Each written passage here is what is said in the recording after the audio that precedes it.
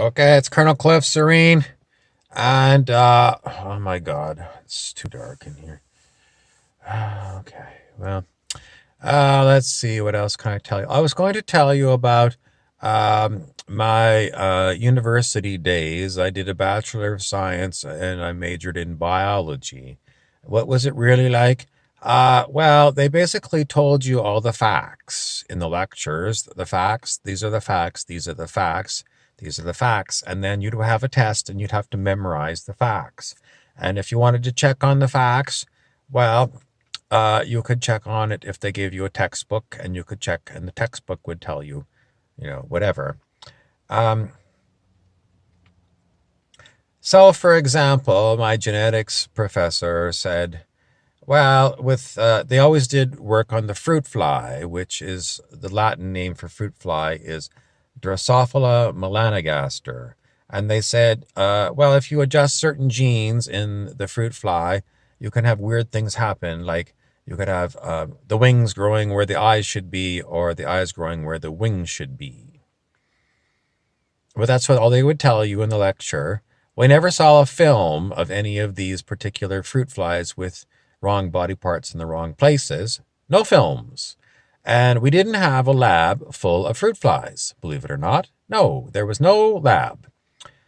Back in, I was in the 13th grade, and way back when they had an extra grade for high school. And in the 13th grade, I took biology, and they talked about Gregor Mendel, Mendelian genetics, which was, I imagine he was Russian, I'm not sure. But Mendel planted peas, and they were colored peas, and he got certain ratios of the colors when he bred different strains of peas together. And you can read all about Gregor Mendel and Mendelian genetics. This, again, was given to us in a textbook. There was a few pages in the textbook talking about why it is. These are the facts, and then there was a test, and you had to know what this was all about. The simple fact is, at the high school, they didn't plant peas so that we could actually watch to see we're going to have a different strain of this, this, and this. They never planted any peas for us to go and see the results. So in other words, every time that you're in school, you are giving a textbook the authority of truth. That is really poor. And as a student, it never came to me that this is poor. And even if I did, what was I going to do about it? It's the public school. This is the way it is. This is the textbook. And that's the way it is. So this is how we're all brainwashed by textbooks. Totally brainwashed. We don't see the actual lab. We don't see films of the lab. And even if we did, unless you're there every day, you don't know if they're faking the film. Did they really go to the moon? Or was it Stanley Kubrick who filmed it in the Arizona desert or the Las Vegas desert or something? I don't know. There's films on the internet. I can't tell what's what. When I was 4 years old, that was when apparently Neil Armstrong landed on the moon. I saw something on TV. I think we had a black and white TV in those days. And so I never went to Cape Kennedy or Cape Canaveral or wherever it was they blasted off from. So I have no idea if it's true. No idea. And even if they blasted off a rocket, who's to say that that rocket went all the way to the moon? You might have seen a giant rocket go way up in space, and then it might have landed out in the ocean somewhere. No one knows if there was actually astronauts on board or not. How are you going to know? Unless you were there, up on the scaffolding of the rocket and bolted the guys in and took away, the key, locked them in with the key, and you had the only key. so that nobody else could come and let them out and blast off a rocket. God, a very impressive big rocket, apparently. I have no proof they've gone to the moon. I went to the Smithsonian Institute in Washington, D.C., and I saw a mock-up of some lunar modules. They look so flimsy. I wouldn't even tent in that thing. It was so flimsy. I saw what they said were moon rocks. Rocks are rocks. They don't look any different than the other rocks that you can get anywhere on planet Earth. There's no way to prove that they're moon rocks other than a label that says moon rocks. In the end, there is no proof of any of the science that goes on here. So what good is it? Zero good. Why train you in any kind of scientific discipline if you're not going to do anything? I got a bachelor's degree. I did zero research. Zero. And I've got a bachelor of science.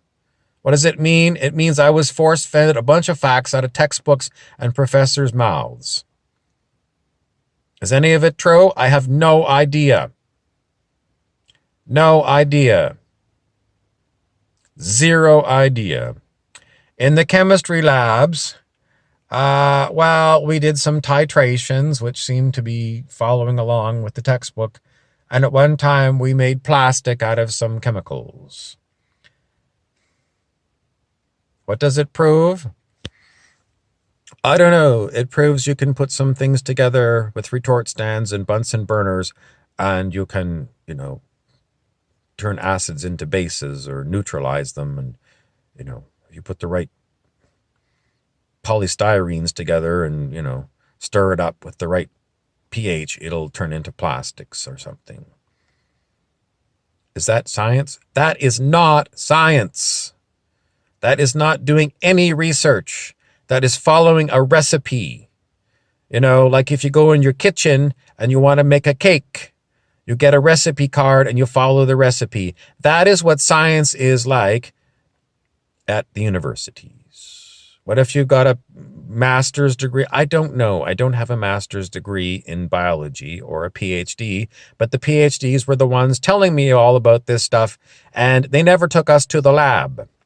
Why is it that the PhDs didn't take us to the lab? I don't think they had a lab. I think their total job there was to go and teach so many hundreds of students the same stupid things over and over and over again. No research, nothing new.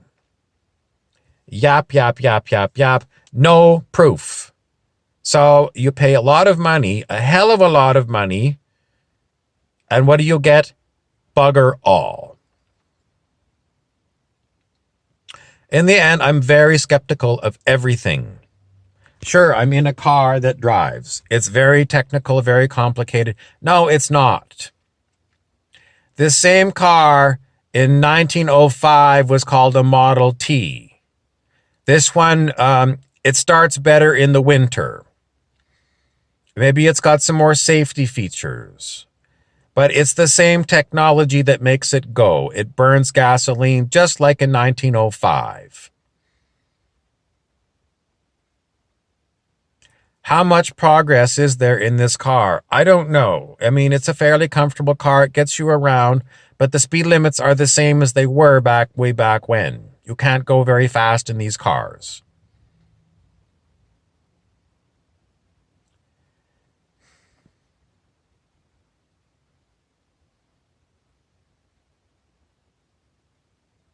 What's the point?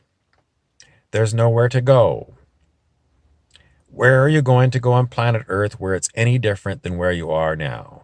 Oh, you get to see the view in, Paris or London or Cape Town or Buenos Aires or something. No, most of us cannot afford to go anywhere on the planet. We're lucky to... Are we lucky? I don't think we're lucky at all. We are not thriving on this planet. I said that in a long time ago in another lecture. We are not thriving on this planet. We are not thriving. the majority of us. Maybe there's a few like Jeffrey Epstein who have got so much money they can afford to have an island of their own. But most of us don't have very much. We're supposed to be happy with the little we have. Okay, I'm happy with the little that I have. No, I'm not. I'm not happy with my little lot in life. And if I'm supposed to be grateful for what I've got, I'm going to have to lie and say I'm grateful. What has to change? I don't know. I don't know what's going to change. What's going to change if I connect to meditation? No changes. So what's the point of this whole lecture? It's just for me to tell you what's on my mind. This is a video diary. If it's not funny, I'm terribly sorry. No one watches it anyway. I'm Harry Weaver.